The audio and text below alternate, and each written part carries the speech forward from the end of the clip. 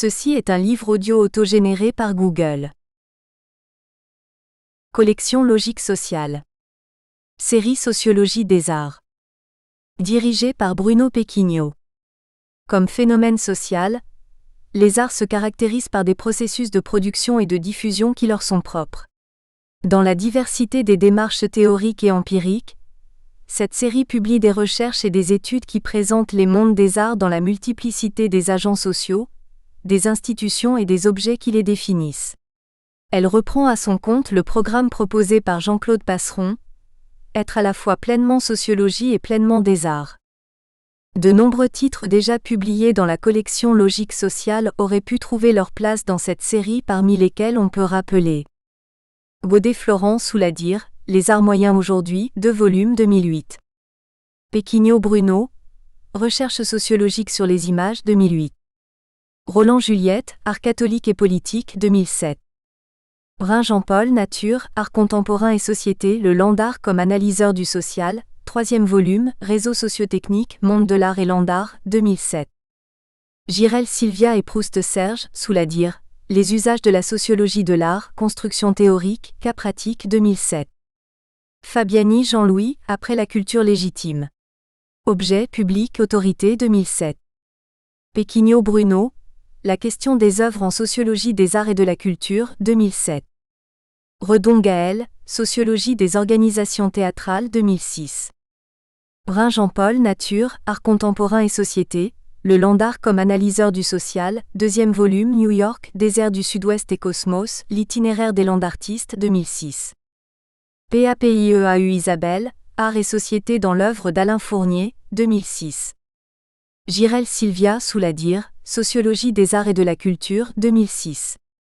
Fagot Sylvain et Uzel Jean-Philippe Souladir, Énonciation artistique et socialité 2006. Degnaud Joël et Pessin Alain, Les peuples de l'art tome 1 2006. Degnaud Joël et Pessin Alain, Les peuples de l'art tome 2, 2006. Brun Jean-Paul Nature, Art contemporain et société, le Landart comme analyseur du social, 1er volume, Nature sauvage contre culture et Landart, 2005. Etis Emmanuel, Les spectateurs du temps 2005. DUTHEILPESSIN, Catherine, Pessin Alain et Ansel Pascal, Rite et rythme de l'œuvre, De Vol, 2005. Intention et fabrication du livre. C'est de New York où il résidait qu'Armand avait accepté le principe d'un entretien. Nous l'avons rencontré le mercredi 11 août 2004 dans sa maison des Hauts-de-Vence. Cet été-là, il présentait à Nice une exposition atypique de son travail, Armand photographe, qui était organisée au Théâtre de la photographie et de l'image. Il nous reçut avec une grande gentillesse et un intérêt manifeste. Il accepta et l'enregistrement de notre échange et un reportage photographique. Sa grande simplicité contrastait avec ce que l'on pouvait attendre d'un personnage déjà entré dans l'histoire de l'art occidental, alors une légende vivante du nouveau réalisme, et à présent un artiste depuis qu'il a rejoint, le samedi 22 octobre 2005, son ami Yves Klein et ses compères du nouveau réalisme, César, Tinguely, Pierre Restany partis avant lui. Le nouveau réalisme, Armand. L'histoire retient généralement d'Armand qu'il est un des acteurs du nouveau réalisme, un mouvement qui bouleversa entre 1960 et 1963 la scène artistique, d'abord en France, par l'emploi massif des objets et des choses. Même si ce mouvement eut un écho confidentiel au début des années 60. Armand et Schpery expliquèrent alors leur emploi des objets par leur désintérêt pour la peinture abstraite, un moyen qu'ils ressentaient comme épuisé. À l'épuisement gestuel du style expressionniste abstrait, le critique d'art Pierre Restany ajoutait une explication sociologisante, la découverte d'un sens moderne de la nature industrielle, publicitaire, urbaine, que la critique et l'histoire de l'art actuel présentent comme une apologie et une critique de la société de consommation. Armand a construit une œuvre fondée sur des travaux en rupture avec la peinture et la sculpture. Les accumulations, les poubelles, les colères, les coupes, les combustions, les inclusions, etc. Quelques pièces significatives de ces registres balisaient l'univers extérieur et intérieur de la maison de Vence. Que faire de ces images, des photographies et de l'entretien ? L'entretien n'est pas un texte autonome. L'entretien est aujourd'hui une pratique répandue. Les journaux, les hebdomadaires y recourent abondamment, tant dans les domaines artistiques que sportifs ou politiques. Avec chaque fois, des questions surgissent d'on ne sait où et qui trouvent des réponses immédiates. Pour peu, cela pourrait sembler fonctionner sur le même mode que les dialogues théâtraux ou romanesques lus. Qui pense que l'entretien est d'abord un échange verbal oral ? Y penser, c'est déjà commencer à s'interroger. C'est se dire qu'il y a eu nécessairement un avant avec une préparation, puis une retranscription et donc, que le texte n'est pas une archive isolée. C'est pourquoi nous avons choisi d'aller au-delà de la simple retranscription de l'entretien brut. Nous avons voulu éviter de créer l'illusion de l'autonomisation de cet échange de paroles. Nous ne voulions pas faire texte. Et encore moins texte. Nous ne voulions pas d'un texte se suffisant à lui-même et en quelque sorte incréé, comme entre parenthèses, flottant hors de l'histoire et d'abord de l'histoire de chaque interlocuteur en présence, l'artiste, la journaliste, le sociologue et la photographe. Nous ne voulions pas que ces 4 acteurs ne soient que des voix immatérielles dans un texte. Ne serait-ce que pour ne pas lisser la somme de travail que cet entretien a coûté à chacun. C'est pourquoi, au lieu de produire une archive à immerger dans un contexte dont on peut toujours espérer qu'il s'y articulera, nous avons décidé de présenter l'entretien avec ses réseaux de relations, visibles ou souterrains. Entrevoir les conditions de production de l'entretien. Nous avons essayé de faire apparaître qu'un tel texte est un croisement de vie, qu'il s'inscrit dans un lieu, qu'il a une théâtralité, qu'il résulte des intentions des questionneurs, de l'interviewé qui ne pouvait pas ignorer l'objectif de la photographe et les usages divers qui pourraient être faits de l'entretien. Chacun avait nécessairement une intention de départ. La journaliste, écrire un article pour rendre compte d'un événement singulier, l'exposition Armand photographe, qui se déroulait parallèlement au Théâtre de la photographie et de l'image, à Nice. Le sociologue de l'art, tester partiellement sa problématique de recherche, la matérialité, une emblématique artistique, sur un des acteurs encore vivants du nouveau réalisme et ce, à l'aide d'un entretien compréhensif et d'une attitude empathique qui convenait davantage au statut de notoriété de l'interviewé. La photographe, fixer des instantanés les plus spontanés possibles d'une conversation prévisiblement peu spontanée, mais aussi capter de l'information visuelle à substituer à la déficience de l'écrit. Armand ? Passer une après-midi avec 3 inconnus ? Peu probable. Alors ? Peut-être faire l'artiste contemporain en sacrifiant une fois de plus, notoriété oblige, à l'exercice de l'interview ?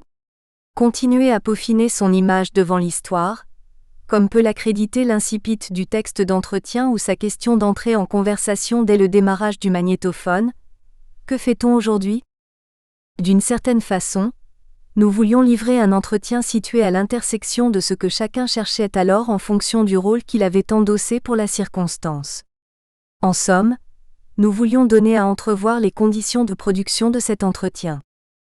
C'est comme cela qu'est née l'idée de fabriquer un document autour de l'entretien, destiné à la recherche personnelle de lecteurs passionnés par le nouveau réalisme et Armand ou qu'elle fût historique, sociologique, esthétique, etc. Pourquoi ce plan ? Où placer l'entretien ? À la fin ? Dans l'ordre chronologique des opérations ? Nous l'avons situé en chapitre initial comme un élément matriciel. Les 4 autres chapitres sont des éclairages complémentaires aux propos et aux conditions de production de l'entretien, un peu comme les bonus du DVD d'un film. Le chapitre 2, les conditions de l'entretien, tente de préciser comment cette rencontre s'est construite.